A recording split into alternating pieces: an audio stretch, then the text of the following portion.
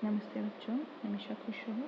मैं सिर्फ जेबिन doctor Monika Trivedi, Department of Science and Technology, Faculty of Education and हेरोलॉजी, Jyoti Vidyapeeth Women's University, Jaipur. Today's topic is Tanabe-Sugano diagram or order diagrams.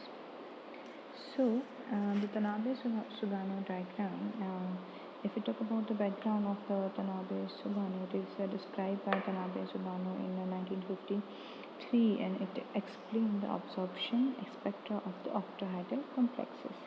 Okay, the Tanabe-Sugano diagram is a plot of orbital energy as a function of the Rekha parameter, which is a B, versus the del 0, del O for the octahedral by B. You can see here the Tanabe-Sugano diagram.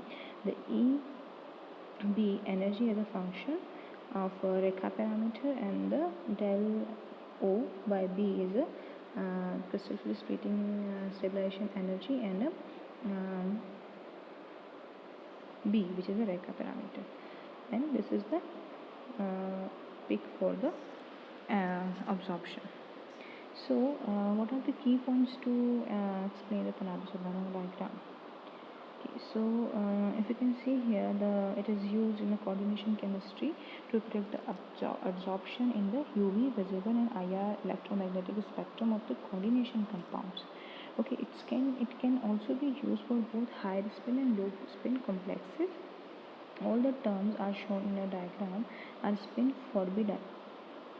Transition are also shown, and the ground state taken as a constant reference, and the energies of the all other terms which are plotted with the respect to the ground states.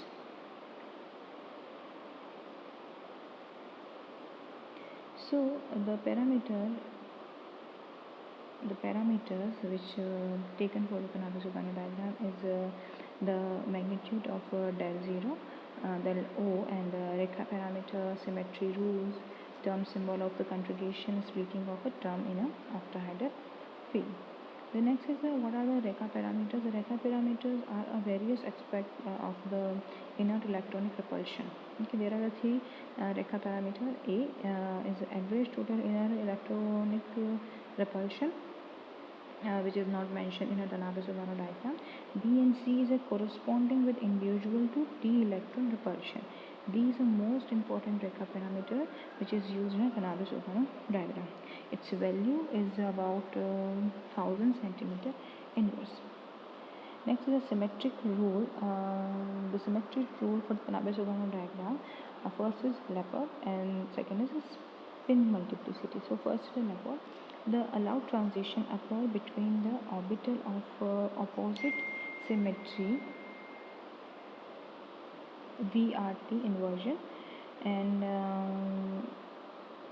also it is present in a character table.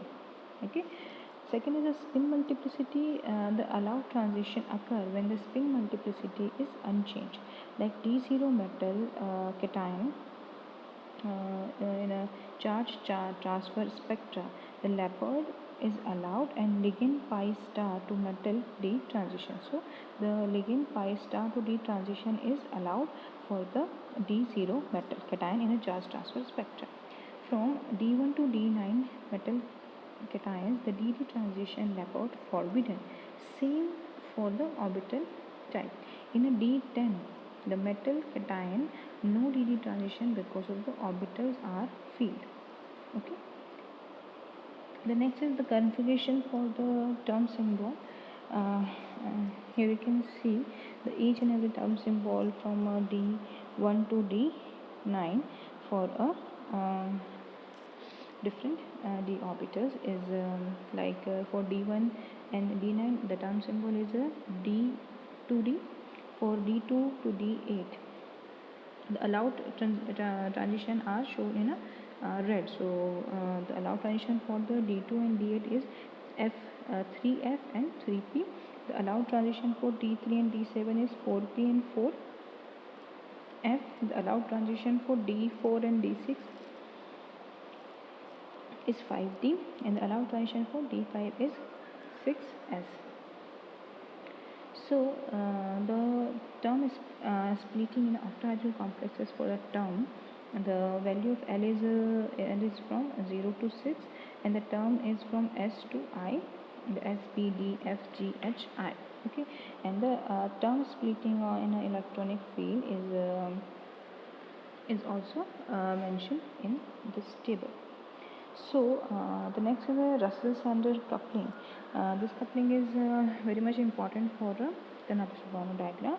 So to determine the ground state term of the metal transition cation, you have to draw a d orbital of a field electrons of a desired ion. The second step is to calculate the spin multiplicity. You have to put the number of unpaired electron plus 1, which is equals to S.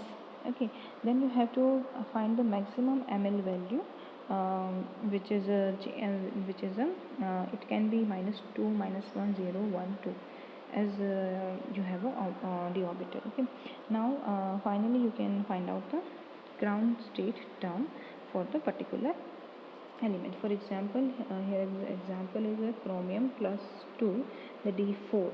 Okay, the electron present in a d orbital is a 4. So to find out the value of L, first you have to put the number of electron, which is 4 plus 1, so it is a 5 for L. So the value is S. And secondly, to find out the value of maximum ml, so it will be 1, 2, 3, 4. So the value is plus 2 or 2. So the value for D is L is D. Now the term symbol for this D4 is 5D as a ground term symbol. So the spin allowed transition will be present in this kind of element. Now the Tanabe-Sugano diagram for D2 octahedral orbital. Okay, so this is the diagram for Tanabe-Sugano diagram. Okay, in this you can see that 3F is a ground term symbol and 3P is a ground term symbol, and these are the transition which are allowed for the Tanabe-Sugano diagrams. Okay, here you can see the energy of del octahedral. Okay, so these are the energies for the Tanabe-Sugano diagram, and this is the example of BH2O 6 plus 3. Okay.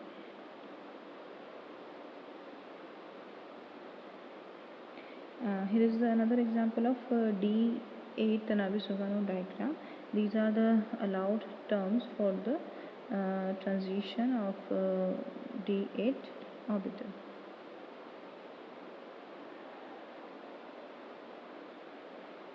So what are the advantages of orbital diagram? The Tanabe-Sugano diagram can be used for both high spin and the low spin complexes.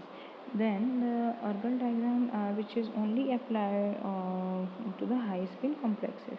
The Tanabe-Sugano diagram, the ground state is used as a reference, content reference, but in orbital diagram it is in a original value. So however, if the ligand field splitting energy, which is 10dq, is greater than the electron repulsion energy, then the orbital diagram fails in the determination of the electron placement, whereas the Tanabe-Sugano diagram can be applied in situations when the 10dq is significantly greater than the electronic repulsions. So thank you very much. This is all about the Tanabe-Sugano diagram. Thank you.